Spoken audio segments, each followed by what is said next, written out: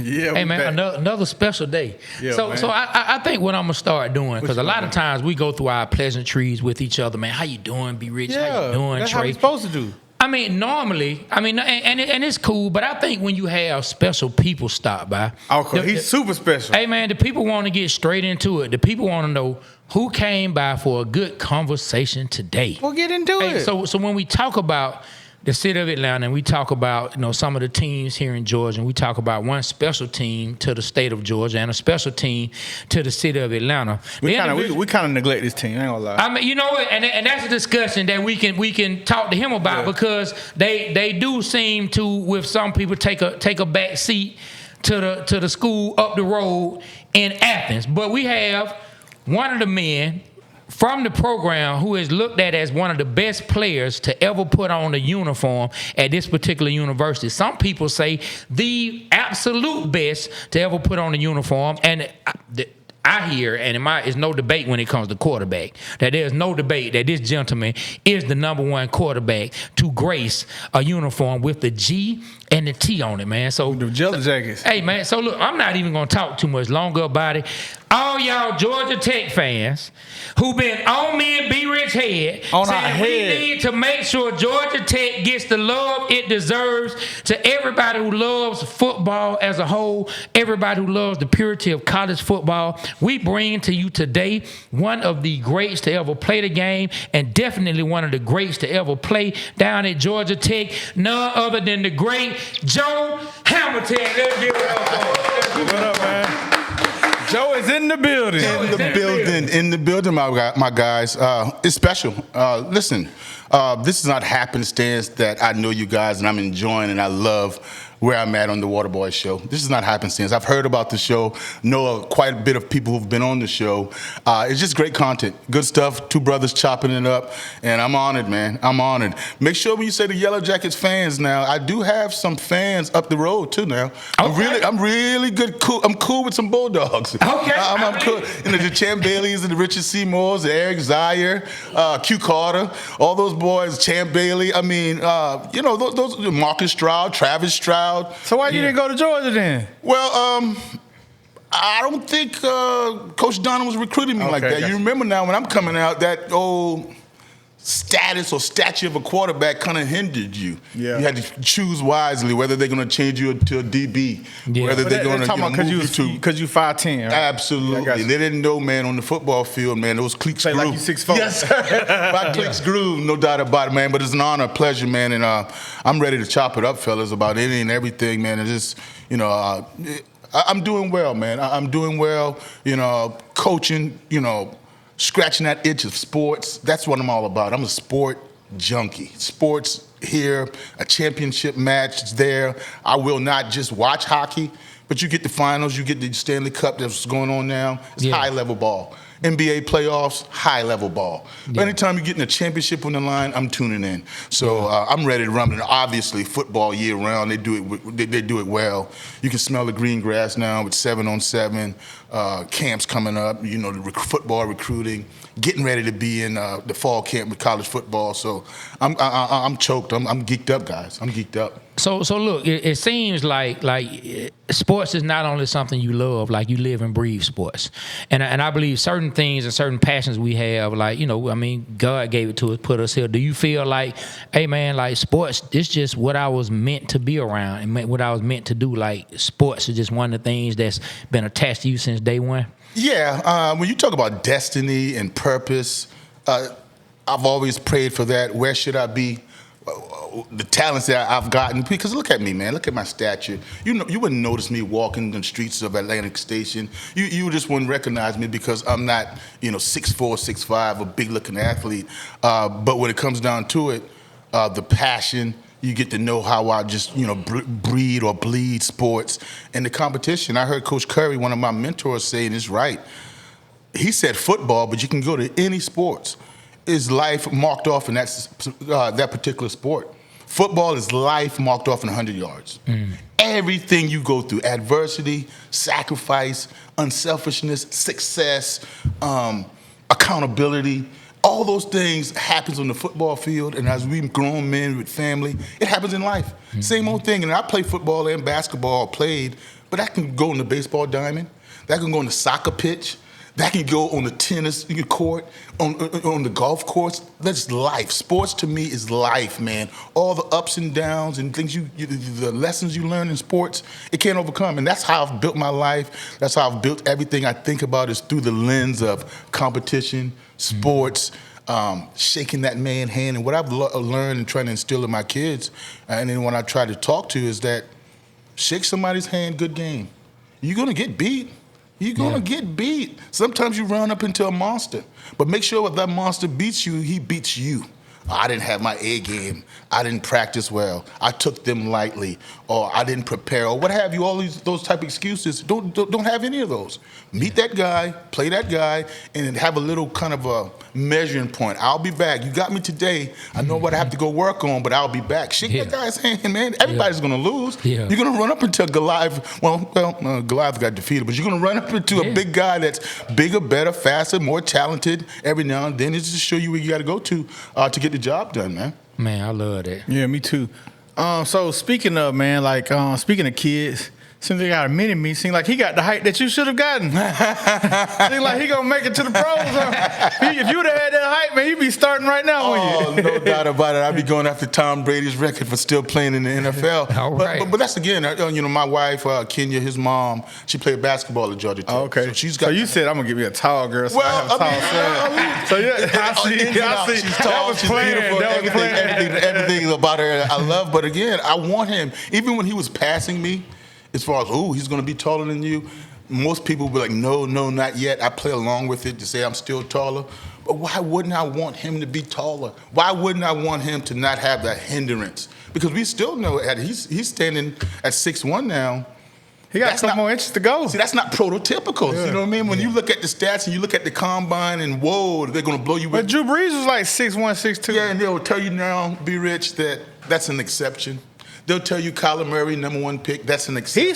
He's 5'10", yeah. They'll tell you, Baker Mayfield is barely 6 feet.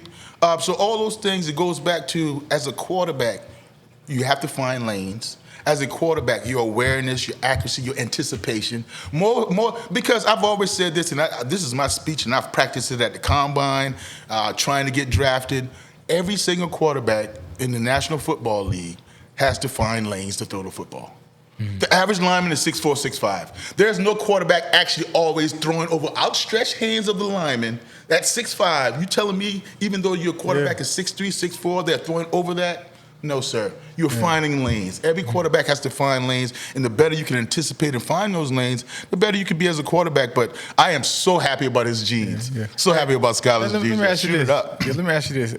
Let me get this right. Yes. You can tote the rock too. In high school, did you rush? How much you rushed for 1,800 yards? Yeah. See, I can. So you rushed for almost 2,000 in high school. That would, yes. And how much did you throw for that year? Not much at all. See, that's the funny thing. But you had a lot of touchdowns, though, didn't you? Well, a lot of touchdowns, but especially according to how many times we threw. What would be surprising to everybody back home in Alvin, South Carolina, about me holding some passing records at Georgia Tech would be the passing records. Because in high school, we ran the wishbone. Okay. Old-fashioned Oklahoma Barry Switzer. You was Jamel Holloway in it. Jamel Holloway.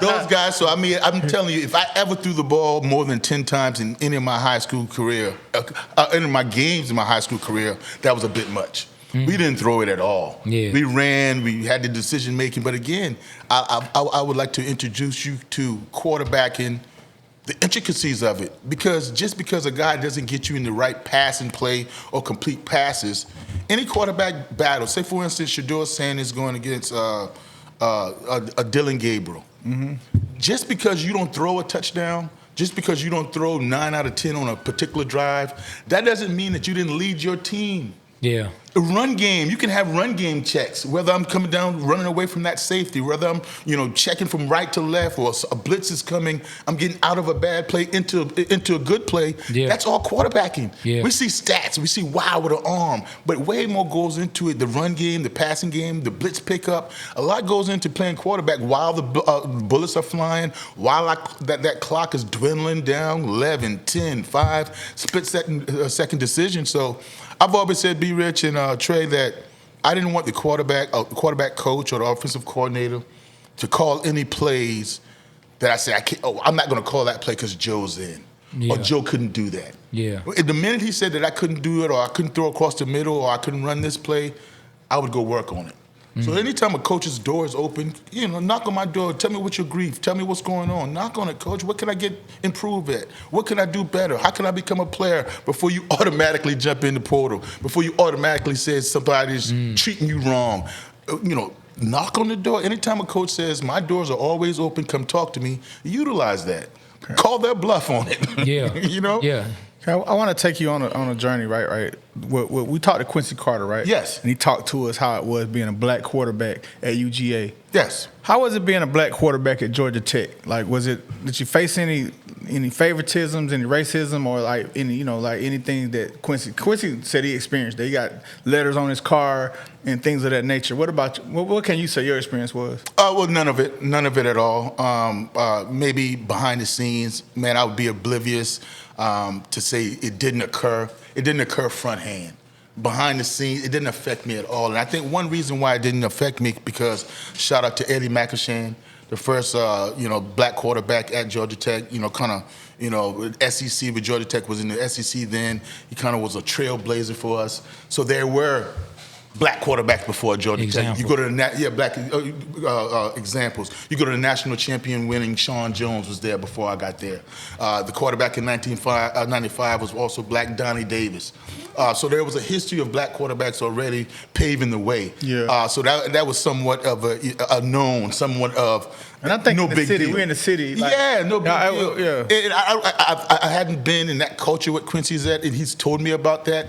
But you can suspect that there's going to be a lot of hate. Yeah. You can suspect when they don't see anything that often that there's going to be a lot of extra scrutiny. The interceptions are going to look different. Mm-hmm. The wins and losses are going to be magnified a little different because of the color of your skin. And he shouldn't have to go through. So I can imagine Quincy Carter having to compartmentalize going to class, going to school, study hall, weightlifting, a game plan, and dealing with that. I'm pretty sure for your own fan base, from your own people who's supposed to be galvanizing you, that had to be tough and succeeding. I'm telling you, Quincy Carter and I, man, is ultra. I mean, he's ultra competitive. Yeah. That's what you want. I mean, you want to play. No disrespect. When I was coming through the Dukes and some teams that you can say, this should be a win. This should be one where you can take your shoulder pads off early in the fourth quarter and rest and think about what you're gonna do after the game.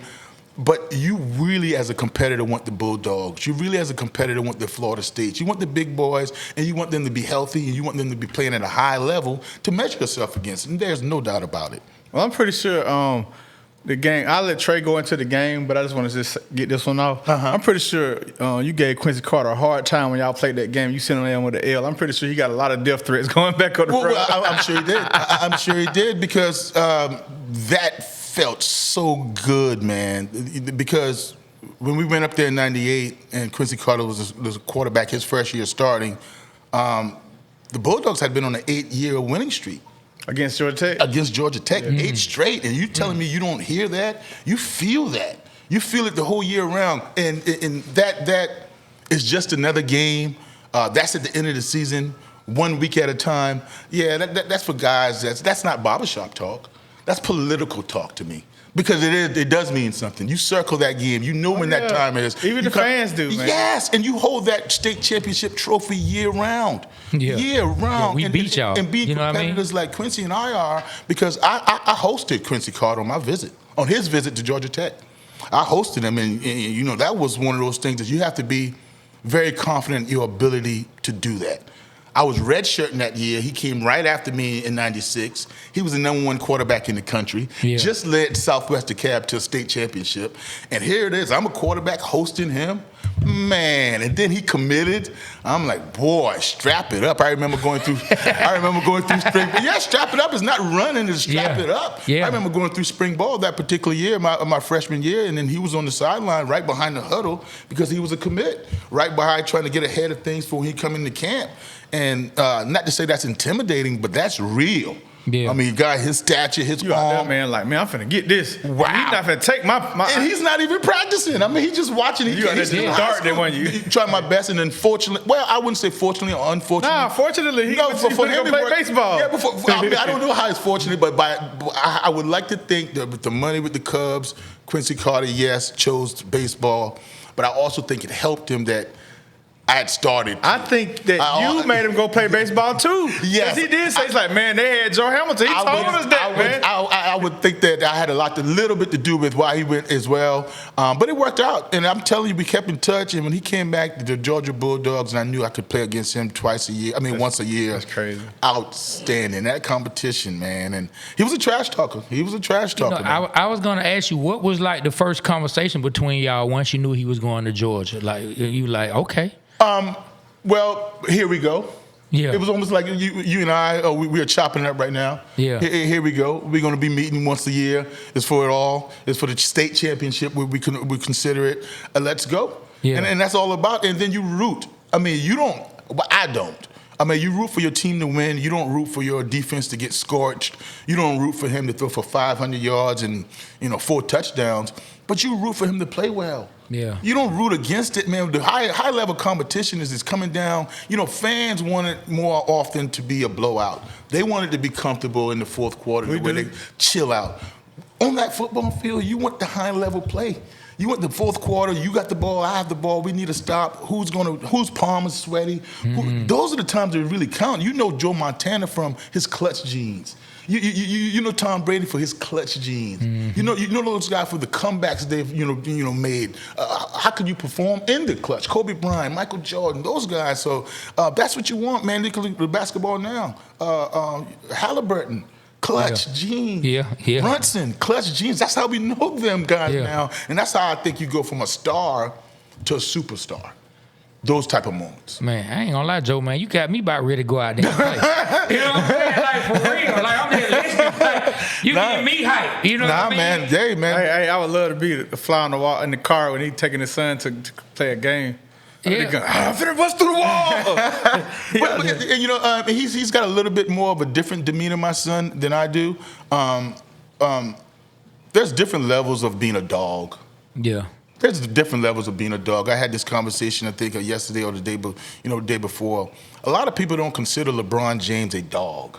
They go immediately. And that's crazy. That's crazy, Trey. And a lot of people go immediately to say, Kobe was a dog. Yeah. And Michael Jordan was a dog. Yeah. Or Ant-Man is a dog. He doesn't consider Kevin Durant a dog. I can see why that's up in the air. Thank you. I can see why that's up in the air. I can see why that's up in the air. Now, be rich, I wouldn't say I agree.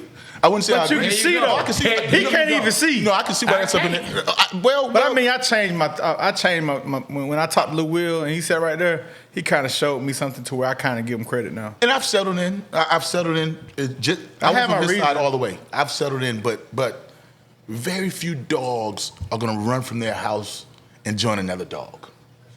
Very few dogs. Now, he did it, and I understand why he did it. They went to the Hamptons, and they got him, recruited him. Why not win a championship? That was a team already made. So do you think Steph Curry is a dog? Oh, yeah. Yes, sure. But wasn't Steph Curry part of that meeting asking Kevin Durant to come over? I ain't talking about that, though. Yeah, but I'm just saying, if the man went, Joe. the person who asked Joe, has to be held to the same like said, Joe, standard. he left his doghouse. Go to another dog. yes, and one thing He has to be held to the same standard. Yes, but one thing about Has that to. trade, yes, I would reiterate to you though, Steph was a champion already. He was. He was a champion already. He So was. even though he's trying, because he was a champion. at that point in time, he is chasing ultimate greatness. He's chasing to be able to sit in the room with guys with multiple championships. It's different rooms. Yeah, the Jordan with 100%, 6 and guys with 100%. 1, and I mean you can get in the Hall of Fame, but you can get in another room with some different things. Kevin Durant went over there. Now he won MVP 2 times with the finals. and he did. Yes, and played well. Kevin Durant is an all-time scorer. He's a dog. But I cannot. Yes,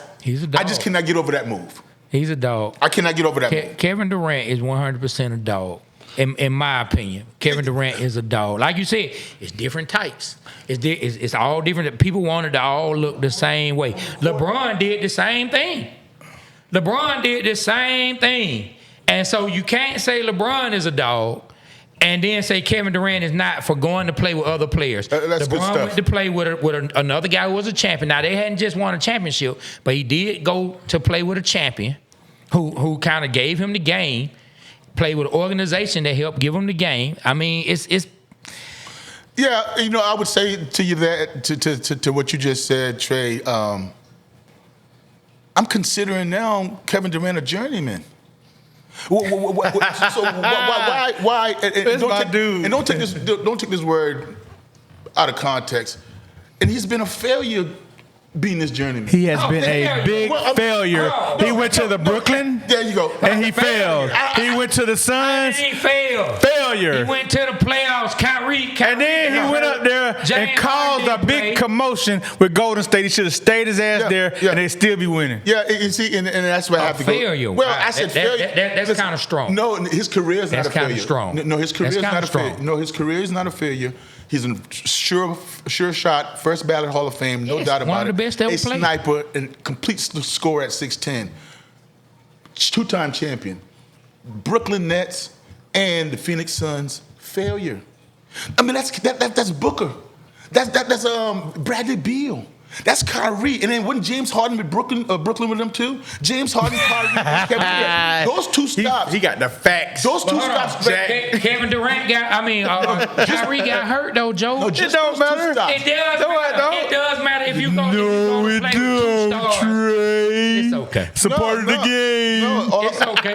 Lou, Hey, Joe, come on anytime, my brother. Yeah. Hey. he been wanting somebody to agree with him. Yeah. No, but see, but he again- doesn't know basketball. No, because he And was. so, No, but you don't. But when you mention don't. You hear this joker, You man? don't. He doesn't know I know basketball. No, And so, I know basketball more than you know it. But when Boy, you mention, stop. Girl, stop. Boy, stop. How you gonna say I don't know basketball? Boy, stop. How you gonna say I don't know it more than you? Boy, stop. Joe, you see what you started. I love it. I love it. But when you, We played basketball together. Who you kept passing the ball to? I was point guard. I was Trey Young in it. I was Trey Young in it. So listen, Trey Young in it. I was Trey Young in Then it. I'm gonna leave it alone. I was Trey Young in it, and we won. Me and him played 2-on-2. Hold on. Against two Somebody of our got something to friends. say. Listen.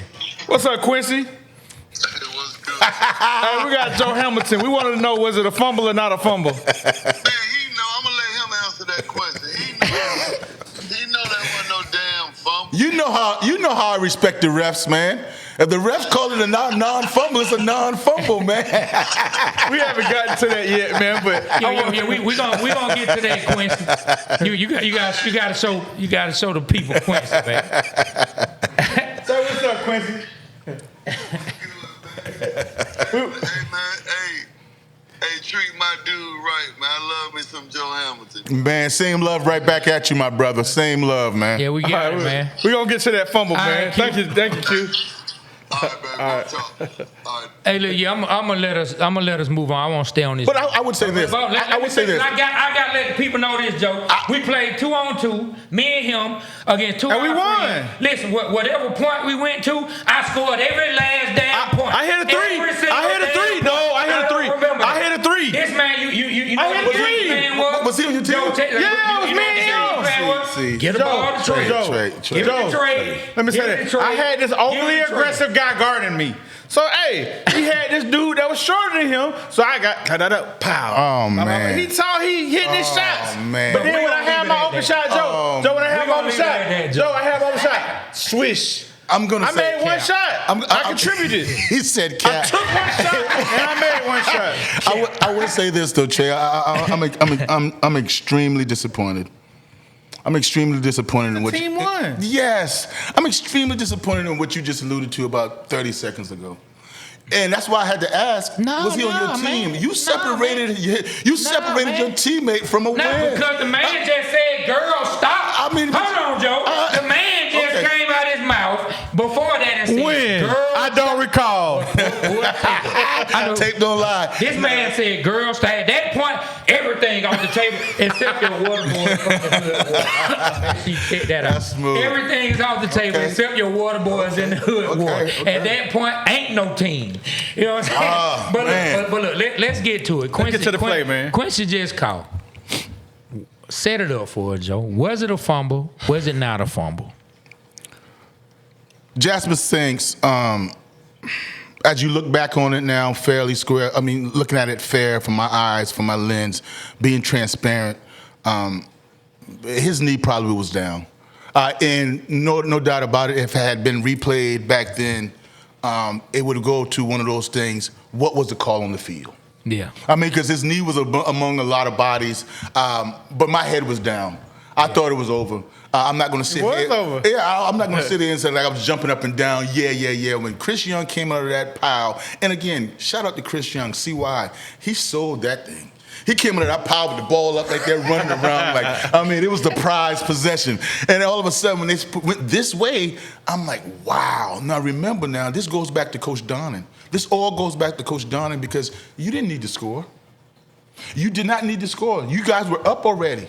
Mm-hmm. I mean, you were ready to rumble then. All you had to do is kick a field goal. Mm-hmm. Why were you trying to score then, as I think they were trying to put more points on the board for us coming back down the field? Because that year we had an explosive offense that the game was never over. Yeah. But yes, I would say from the naked eye, it was a fumble. I mean, it wasn't a fumble.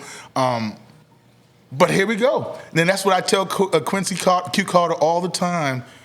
We had an exchange, Quincy and I at halftime. I mean, at midfield after the game. And that's what I like going to because when they say that was or was not a fumble, we got game left. That wasn't game. It wasn't a ball game. Oh, you had to put it up? Yeah, it was overtime. It wasn't a ball game. So I saw Quincy Carter from the side, and it's a huge game. Guys, you can imagine. I'm getting chill bumps now. Imagine just putting myself back in that position. Humongous game. You don't want to win as a junior and lose as a senior to Georgia. Why? Because there's a Governor's Cup. Man, let me ask you this. When it comes to Georgia Tech, we stay here for a second. Do any other players, or did you at your time at Georgia Tech feel like Georgia Tech and everyone on the team as a whole should maybe get more support from the city of Atlanta, or feel like, I know Georgia's here, but we're in the city? Was there any feel of that it could be more support given to Georgia Tech? Because we hear it from the fans. Well, I did not feel that playing because, again, that was 5 years removed from a national championship. Yeah. So the fans were hungry. And we won. So we had a lot of support and a lot of excitement. But I did feel that in the latter years with Coach Chan Gailey a little bit, and at the end of Coach Paul Johnson's career a little bit. Yes, I did feel that. Because, again, you're a small fish in a big pond. Right up the street, an hour and a half away, hour and 15 away, the Bulldogs are rolling. You got people, now Clemson, they're rolling. When I was coming through, Clemson was a rival. Now you got Clemson being, in the latter years of Coach Johnson, being favored by 30 points. And even with, what's the coach name right before Coach Key, who was doing push-ups on the sideline? I should know him. That's Coach Collins. Okay. Coach Collins. Now, when you down, the Bulldogs are favored by 30 points, and Clemson is favored by 30 points. It's hard to get the fan base to rally around that. But now I think it's back. It's back because they love the product. It's back because they see some toughness. They see they see direction. So I think it's back now. I think it's all about what you produce or what you put on the football field. And we're a team. Georgia Tech has always been a team. And I like to talk to Tech guys about this because our expectations should be what it's always been. We shouldn't go through the roof with expectations like we perennially would get in the college football playoffs. That's not real. What we did, we went to 20-something straight bowl games in a row. And what we'll do when these young guys become seniors and redshirt juniors and you build a team, they'll win 10 to 11 games. So I expect when the senior class get up to it like now, it would not surprise me at all if Georgia Tech wins or gets to the college football playoffs. Yeah, why? You get in the playoffs, you can do it. Because they're a senior-laden team. Yeah. They're a team that's been developing. Yeah. So that's what it's going to take. And I wouldn't say that if we get there this year, we would expect to get back next year. Yeah. We will still hover around 8, 9, 10 wins, but that's who we are. We build, we develop. I think y'all building nicely. Yes. I think y'all gonna start stealing some of the five-star recruits. Get in the mix. Yeah. Get in the mix. That's what I love, that Coach Key and his staff does not mind that if Alabama, Clemson, and Georgia is recruiting an athlete, that we don't belong in that door. Get in the fight. Right, Get in, show them all this downtown. For real. I want to ask you something. So, like we'll say you made it, you got to the pros, you 7th-round draft pick. Yes. We say because of your height. Yes. All right. One thing that you did get that a lot of people don't get is you got a chip, man. You got a ring, man. Why you didn't bring the ring? Oh, boy, I should have brought the ring. I should have. I've never seen it. Well, maybe, I've seen a Super Bowl ring. I should have. And that's when I... How did that feel? Just... Oh, God, man. Outstanding. You know, it was selfish at first because I remember vividly getting the ring and handing it to my dad with an attitude. And what I mean with an attitude, here you go, Dad. I didn't earn that. I didn't say hut. You know, that's just, the quarterback. You put a Thank you, be rich, thank you. And he said, son. Just like you said, he showed out of points. Yes. I was part of it, we won. Absolutely. So what is he talking about? Man, I mean, Dad coached me up, man. Son, did you help anything? What about the scout team? Coach Dungy said you had those guys prepared every single year, every single practice. And I was Michael Vick, I was those quarterbacks helping out. So shortly thereafter, I came to my senses, be rich and trade. I got my ring back, but I felt I felt that way initially, that I didn't say hut. But that experience, man, guys, it doesn't beat that. Because even when Cam Newton mentioned earlier about an MVP versus a Super Bowl, you got a ring, baby. I wholeheartedly disagreed with him. Now, I understand he would rather be an MVP, but my goodness, to be a Super Bowl winning quarterback, I don't care the longevity. Brad Johnson is not a better quarterback than Cam Newton. Trent Dilfer is not a better quarterback than Cam Newton. Anybody, though. Yes. That's the ultimate to lead to a championship like that. So that feeling, man, and I tell you guys a story, everybody would say that Coach Dungy, that was Coach Dungy's team. Because Gruden came over in a trade from the Raiders, and immediately his first year Super Bowl like that. Mm-hmm. But the respect for Coach Dungy was so through the roof. I'm talking about in the locker room, Lombardi Trophy, in the middle of the Super Bowl winning locker room. Dungy.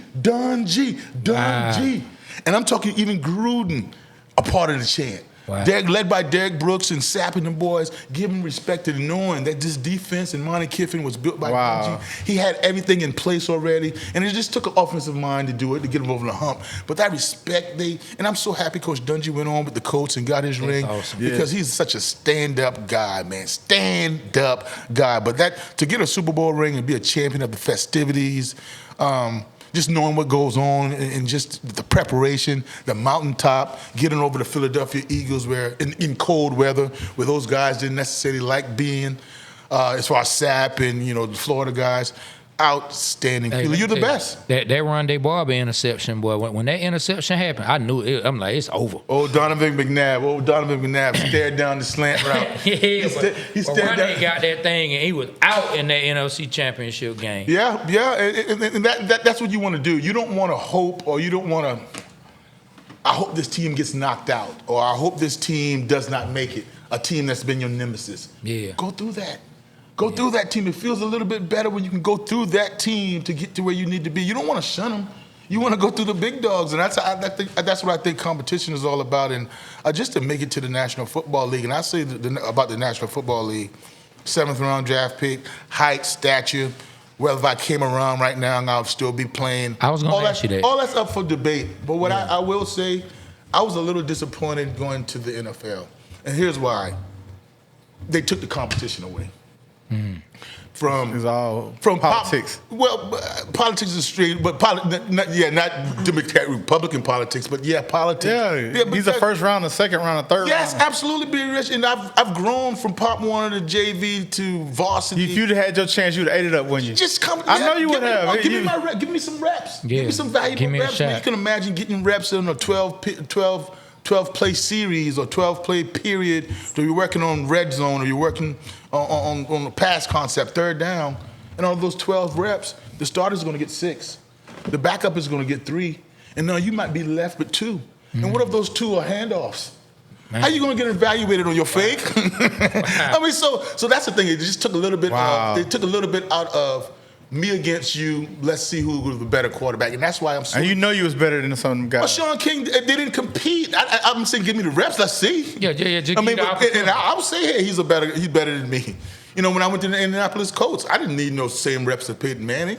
It's a better quarterback than me. You don't need to say You got a chance to play behind him and learn. Oh, absolutely. That had to be great. Oh, man, great, man. Peyton Manning ate football. That's all he did. I mean, he just ate football. But when you take the competition out of it, well, that's why I'm so intrigued about Dylan Gabriel, 3rd round, and then Shador said, how's that going to look? Is that going to look 6 reps? 6 reps? Yeah. 6 reps, 3 reps, because you still got to get Flacco and Pickett ready. Yeah. So how's that going to look? Is it going to be a true evaluation? Who's going to get the real opportunity? Yeah, who's going to get the true evaluation? Or is it a true open competition? Yeah. Nah. Well, I'm going to say this, Joe. Like, we met, but here now, I'm going to tell you one of the things, because I won't say it's the only thing, but one of the things that I get from talking to you, like you're not afraid of competition. Like, you're very competitive, and you have a passion for the game. Even talking about Quincy coming in, taking the visit, and you showing him around, like, you were ready to compete.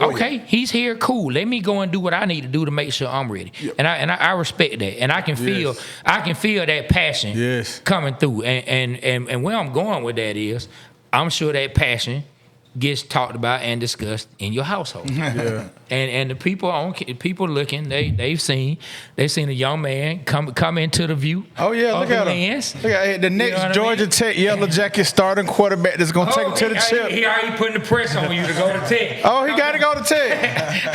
I'm gonna be. You know what? That's when I'm gonna really root for Tech, man. When I see you out there, man. And you better give me some sideline tickets so I can come root for you, man. I always want something, man. Hell yeah, I want something, man. Man, Joe Hamilton is not letting his son go to Georgia. We know that right now. That's been a discussion. That's blasphemy. That is blasphemy. Thank you. Because him and his wife played at Tech. Yeah. Somebody say that's, not letting the kid be a kid. No, my daughter, bro. And eventually, I might succumb to it, but he's going to have to really have a 100% guaranteed this is where I want to go. I mean, cry under his sheets, cry at night. It's going to have to be a pleading deal. You going to Tech, and then when I go to the game, if that happens and I go to the game, I have to be in all white. I can't put on red. Hey, look, but what about this? What if Kirby say, hey, come on, Joe. Let Skylar come on, man. I'm going to help him get a governor's cup. Oh, come on. That's beating Georgia Tech. That's funny. That's funny. Hey, man. I will say this. I will say this. If Skylar is good enough to be recruited by Georgia, he gonna be. I mean, he's good enough to be recruited by other schools. And Georgia's not the only one. If Georgia was the only one, yes. But if Georgia's recruiting, is other schools involved. So look, go ahead, young man.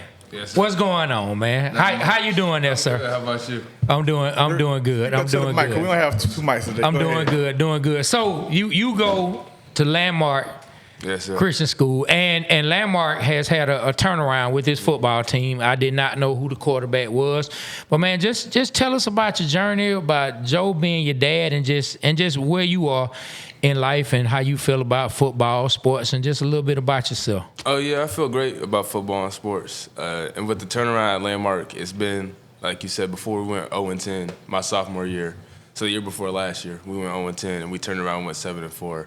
Went to the playoffs for the first time in 8 years, hosted a playoff game. Congrats. So yeah. So what year you in now? I'm a rising senior now. Okay, so you about to be a senior. Yes, okay. You putting in the work? Yes, sir.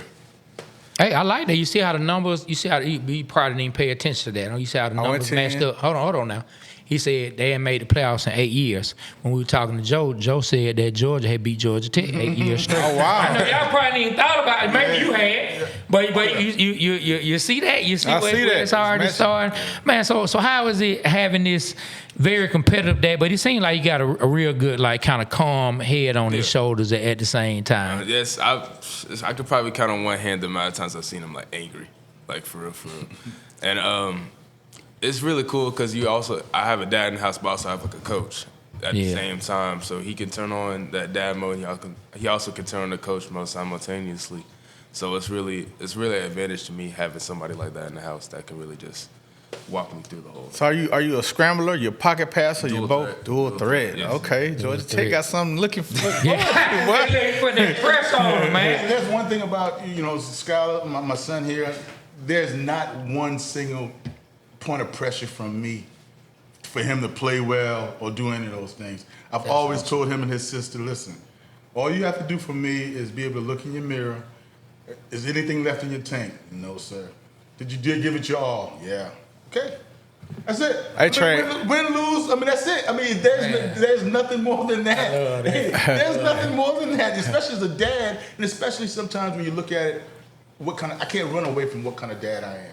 I'm a Hall of Fame dad, played at Georgia Tech, and I'm a quarterback, and I have those are facts. That's awesome. But I can't implode that on him. It's like, do this, do that. I want him to continue to have fun. When he said he loves the game, he loves the game. He want to watch the game. He want to talk the game. He want to be around it. For me, I can't be that dad in the stands that living through him. Yeah. He have his fun and just make sure that, that pain and regret. I wish I should have, could have. Don't leave anything on the table. So look, but I do want to ask you this too. Now, yes, you have a dad in the house. That's a dad and also a coach. But you got a mom that played high level sports as well. I mean, tell us how that is. You got two parents who play high level sports. She's probably on to me about stuff more than he is, to be honest. It's like constant talking about, did you do this? Did you do that? She kind of takes up that role, and I love the way she does it. She's so supportive of me. And she also helped me out with a lot of recruiting stuff. Like, she helps manage my Twitter, things like that, to what to go after. You gotta love Hey, Trey, so you got a son to go to Landmark Christian. Yep. Hey, you got to make sure, man, that we go to some of the games this upcoming year, man. I mean, we going. I want to go. You got to invite me out, man, because I don't know the schedule. My son, he's in 8th grade. He knows, you know what I'm saying, your sister. And so he'll be over in high school next year. So, yeah, Christian Montgomery. I don't know if you know, he underclassman. But that's cool that you know who he is. But so me and him, me and my wife go. We try to support the school and go to at least one game. Mm-hmm. I'm gonna be honest with you, and I'm not trying to crack jokes, but 2 years ago it was kind of tough. it was kind of tough being at the game, and I'm not saying anything negative about it, but it was kind of, because I want to see the school do well. Mm-hmm. I'm there. I want to see, except y'all did play McNair. That's my old high school. I wanted McNair. I ain't gonna lie. I did want McNair to win. Yeah. I can't even lie. But did you play basketball as well? I did. Yeah, and so the only reason I know, because I would see, I took my son to a game against Columbia two seasons ago. We went to see Landmark against Columbia at Columbia High School, and your mom, she was one of the only people standing up just about the whole time. So I figured you had to play. Yeah, I didn't know who her child was or anything, but she's one of the few people who stood up the whole time. And so once I met her and know who your dad is and who you are, I'm like, okay, you had to play basketball. Yeah. Shout out to Kenya. Shout out to my wife, because again, she knew. I met her in '95 when we both went to Georgia Tech, and she followed my. I'm sorry about that. She followed my career, but she's all in on this football stuff now. That's awesome. I'm talking about X's and O's. I'm talking the drops and the coverages. Okay. I mean, she's wanting it now, and I've seen her develop into that. So it's just no longer, they scored a touchdown. It's the yards to go. Why they run that down. Play and all that. So yeah, she's embedded. Why didn't you read the safety right in? She's embedded to it. So shout out to Kenya for that. No doubt about it. She's an excellent mom and coach as well. Hey man, she helped us get this connected, man. We getting close to time, but I want to say thanks for coming out, Joe. Yes, sir. Skylar, to you. Hey man, thank you for stopping by. I know I'm gonna be there. He better come. Oh no, I'm coming, bro. I know I'm gonna be there. Doug definitely gonna be there, because we got his kid. What? She graduated, right? Cadence graduated. And Devin is going to the 10th grade. Yeah, man, boy, time is passing by. Yeah, so man. yeah. So we'll be there. We'll definitely be there. You know what I mean? doubt about it, man. I'm gonna have to tell him to not be acting a fool though. So I'm just give you all the heads. Now my daughter played at Woodward, and they won the championship, and I was on them refs' heads. Oh yeah. Did they play Macon? Yeah, we went in Macon. Yeah, I was there. Yeah. Congratulations. Yeah. She was defensive player of the year, so she played. Man, you don't take that for lightly. At all. No. We got a ring. They got 2 rings. Ooh. I was gonna get me a ring. I ain't gonna lie. Oh my God. I was gonna. I'm still gonna get me a ring. They gave me the place to get them from. I'm gonna get me a ring. Man. I got a ring. I got a chip. I'm gonna keep him calm when we come to your game, because now that he knows you and your dad, I'm gonna be on you, bro. He gonna be out I'm there. being rooting for you. He gonna be out there acting a plum fool. They gonna think he part of your family. I'm just telling you. Oh no, I'm part of the family now. I don't know if that's his uncle or I don't know who he be like, who that white ninja out there, man? Hey, look, but listen, Joe. we gotta have you back. Yes, sir. Yes, sir. Yeah, Yes, sir. because you know we gotta have you back. We definitely need to go longer. I would love to talk to you some more. You also say you'll be down to come on some lives with Yes, us. Because on the absolutely, lives we be more current, talking about what just happened over the weekend in different plays. He said he would love to come on. Love to have you on there, Chop man. it on with chop it up with Absolutely, us. man. As the season get along, man, you know, basketball, football, definitely football in season. It's all good, man. It's So y'all welcome Joe Hamilton to the new Waterboy. Coming soon. Waterboy Stay tuned. He gonna have his lawyer send us a contract. You better shut up. I'm just honored, man. Honored. I remember that episode 64, man. I'm honored to be a part of it. Dang, you Like remember? I forgot the episode. No, That was like I said, man. So I'm in here for the first time, but it's not like I'm a stranger. I've heard you guys. Thank you, man. work. Content is off the chain, and y'all just relax, chopping it up. Yeah. We just chopped it up, right? Yeah, it is. So Yeah, that's what I loved about it mostly. Yeah, so look, ladies and gentlemen, hey, like we always tell y'all, the Waterboy Show, we represent Atlanta because Atlanta represents us. On behalf of myself, Trey, my partner, B. Rich, the great Joe Hamilton, and his son, Skylar, and Aaron, whoa, Pittman. the Waterboy Show, we are out. Kill the camera.